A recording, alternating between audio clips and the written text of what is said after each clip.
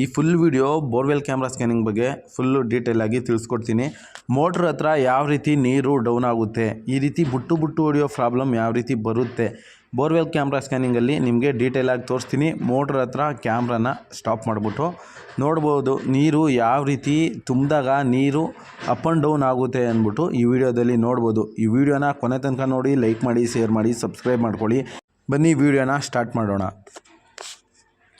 Voice full ಕೊಟ್ಟಿರಲ್ಲ, ಮಧ್ಯ ಕೊಟ್ಟಿರ್ತೀನಿ. ಯಾವುದು ಮೇನ್ ಪಾಯಿಂಟ್ ಇರುತ್ತೋ ಆ ಜಾಗದಲ್ಲಿ ವಾಯ್ಸ್ಗಳನ್ನ ಕೊಟ್ಟಿರ್ತೀನಿ. ವಿಡಿಯೋನ ಕೊನೆ ತನಕ ನೋಡಿ.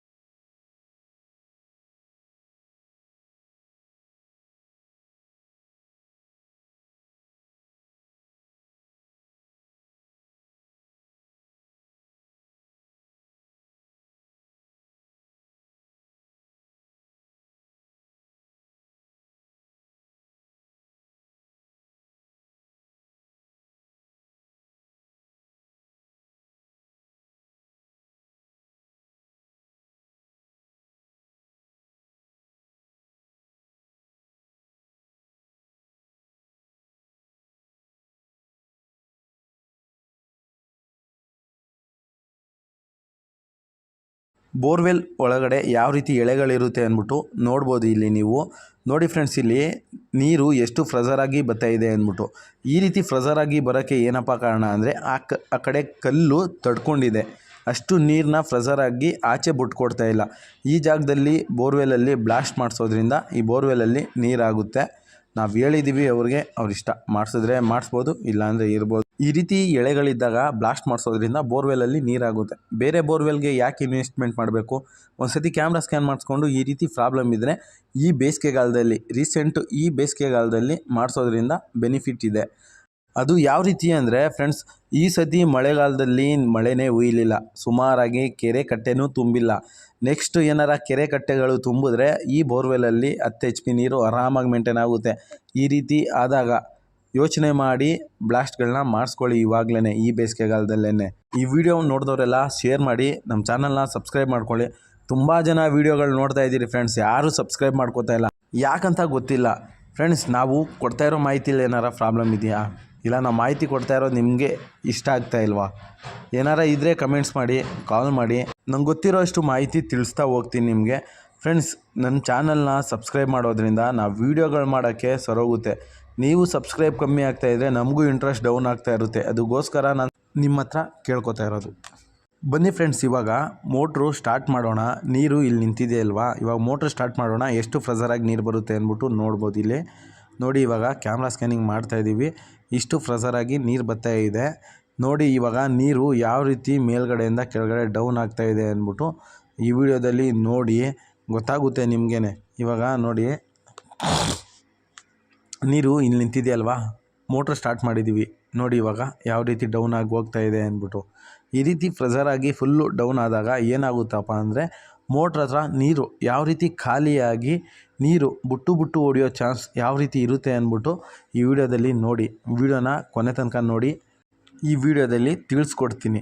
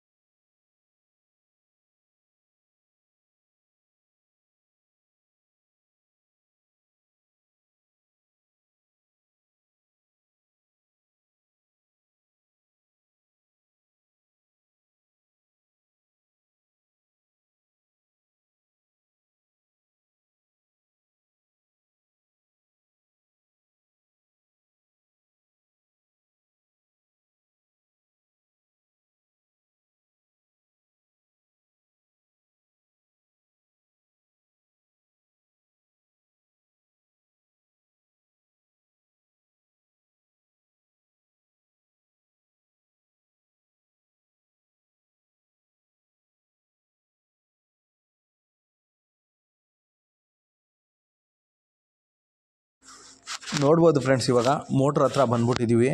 ನೋಡಿ ಕೇಬಲ್ಲು ಯಾವ ರೀತಿ ಸುತ್ಕೊಬಿಟ್ಟಿದೆ ಅಂದ್ಬಿಟ್ಟು. ಈ ರೀತಿ ಕೇಬಲ್ಲು ಸುತ್ಕೊಂಡಿದ್ರೆ ಮೋಟ್ರು ಇಂದ ಕೆಳಗಡೆ ಕ್ಯಾಮ್ರಾ ಬಿಡೋಕ್ಕಾಗಲ್ಲ. ಯಾವತ್ತೂ ಅಷ್ಟೇ ಕೇಬಲ್ಗಳನ್ನ ಎಷ್ಟು ಟೈಟಾಗಿ ಕಟ್ತೀವೋ ಅಷ್ಟೇ ಒಳ್ಳೆಯದು ಬೋರ್ವೆಲ್ ಕ್ಯಾಮ್ರಾ ಸ್ಕ್ಯಾನಿಂಗ್ ಮಾಡೋಕ್ಕೆ. ನೋಡ್ಬೋದು ಫ್ರೆಂಡ್ಸ್, ಇವಾಗ ಮೋಟ್ರ್ ಹತ್ರ ಬಂದಿದ್ದೀವಿ. ಮೋಟ್ರು ಇವಾಗ ಆಲ್ರೆಡಿ ನೀರು ಕಮ್ಮಿ ಆಗೋಗಿದೆ. ನೋಡ್ಬೋದು ಇವಾಗ ಮೋಟ್ರ್ ಹತ್ರ ಯಾವ ರೀತಿ ನೀರು ಖಾಲಿ ಆಗೋಗಿದೆ ಅಂದ್ಬಿಟ್ಟು. ನೋಡಿ ಫ್ರೆಂಡ್ಸ್, ಇವಾಗ ನೀರು ಫುಲ್ಲು ಡೌನ್ ಆಗಿಬಿಟ್ಟು ನೀರು ಡೌನ್ ಆಗೋಗಿದೆ. ಇವಾಗ ಮೇಲ್ಗಡೆಯಿಂದ ಎಳೆಗಳಿಂದ ಬರ್ತಾ ಇರೋ ನೀರು ಇವಾಗ ಮೋಟ್ರು ಪಂಪು ಮೇಲ್ಗಡೆ ನೀರು ತುಂಬ್ಕೊಬಂದಿದೆ. ಇವಾಗ ಸಡನ್ಲಿ ಏನಾಗುತ್ತೆ ಅಂದರೆ ನೀರು ಮೋಟ್ರ್ ರನ್ನಿಂಗಲ್ಲಿದೆ, ಆಲ್ರೆಡಿ ಮೋಟ್ರ್ ರನ್ನಿಂಗಲ್ಲಿದೆ, ಆಫ್ ಮಾಡಿಲ್ಲ.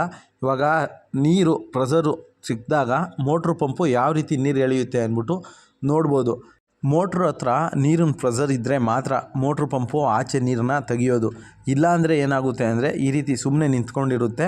ಇವಾಗ ನೀರು ಪ್ರೆಷರು ಸ್ವಲ್ಪ ತುಂಬ್ಕೊಂಡಿದೆಯಲ್ವಾ ಪಂಪಿಂದ ಮೇಲ್ಗಡೆ, ಇವಾಗ ನೀರು